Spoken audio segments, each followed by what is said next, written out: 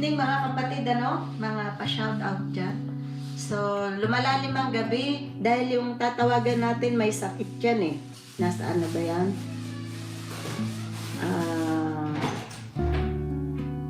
So, tatawagan natin ang ating kapatid.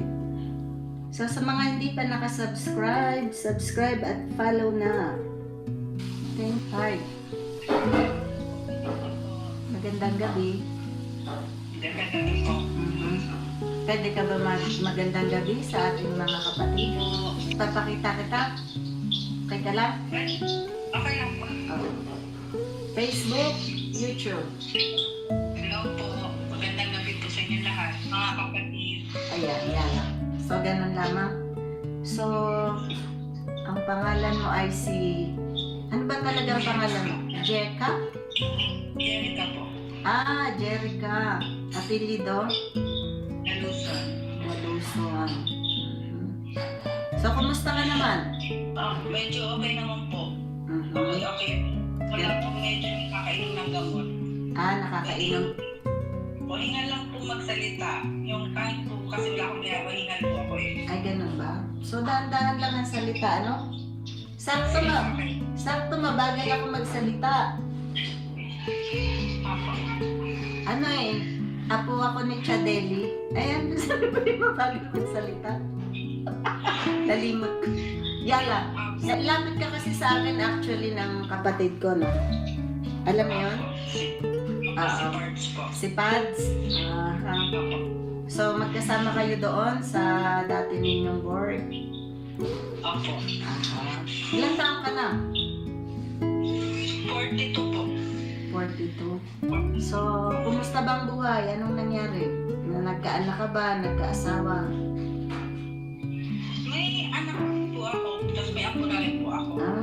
Yung pangalan ko po, yun, may anak na isa, tapos yung bunso ko po. Taga saan na nga kayo? Taga Nueva Ecija po. Saan sa Nueva Ecija? Sa HM po. Opo. Marami tayong subscribers dyan, may asawa ka? Live-in partner po meron. Okay. At least magkasundo kayo, ano? May anak din siya, ganyan? Or may anak na kayo? Wala po kami dalawa parehong anak, 8 years na po kami. Pero may anak din. Sa una? Okay. Okay, sige, good luck sa inyong relationship. And matagal na ba yung dinaramdam mo? Ayon sa aking pagkadinig. Kung ano po kasi ito pang 2 beses ka na pong tinamaan ng ganito. Opo. Siyempre po, sabi ng doktor, pag natamaan na kasi noong una, nandiyan yung mahina na talaga yung baga, kaya hindi tayo pwedeng bumalik. Kaya bumalik po siya nakaraan po. Hindi naman siya risky na mailipat sa iba. Ay, hindi naman po. Sinabi naman ng doktor na pag halimbawa pong 2 weeks na uminom, nag-start na pong gamot, dapat daw po naka-face mask.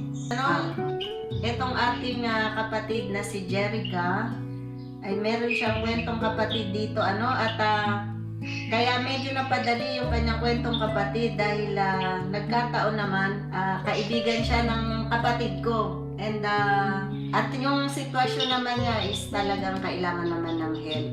Okay? Meron silang malalim na pinagsamahan at inilapit nga dito sa art yung kanyang sitwasyon. Although, alam naman din niya, hindi naman malaki yung ating ibinibigay. Tama? So, ganon. So, basahin ko muna itong kwentong kapatid mo, Sabi rito ng ating kapatid. Magandang gabi po, Ate Rem. Ako po ay lumalapit po sa inyo para makahingi po ng tulong para po sa aking gamutan. Sabing ganyan. Sana po mapansin niyo ako. Salamat po. Para sa inyong karagdagang kaalaman, itong ating kapatid ay dating OFW, Japan. Okay? Sa Japan siya dati at syempre nag-for good na siya and sa takbo ng buhay, ngayon ay mayroon siyang karamdaman.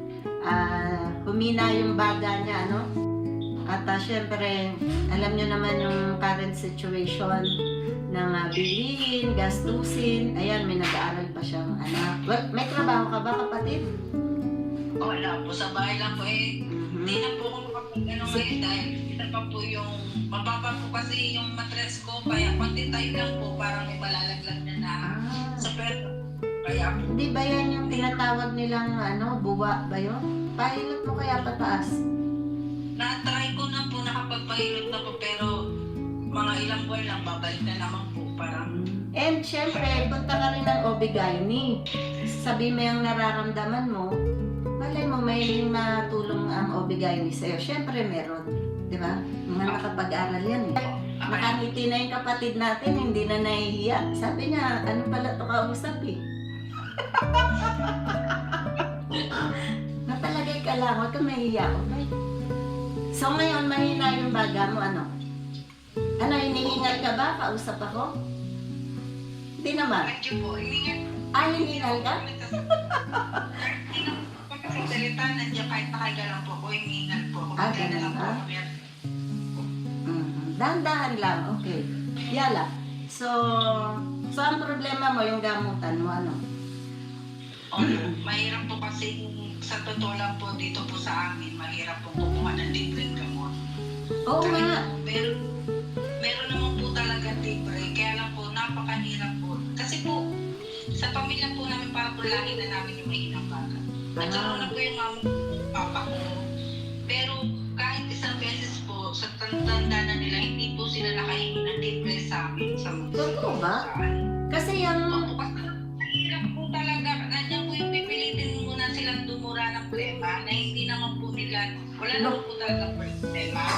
Kailangan daw po yun. Ang pagpapatibay na nga po nila dala yung x-ray po na saka ayaw pa rin pong mabigyan sila ng libre gamot. Kaya ang ginagawa po, kami, bumibili na lang po talaga kami ng gamot para lang po makain.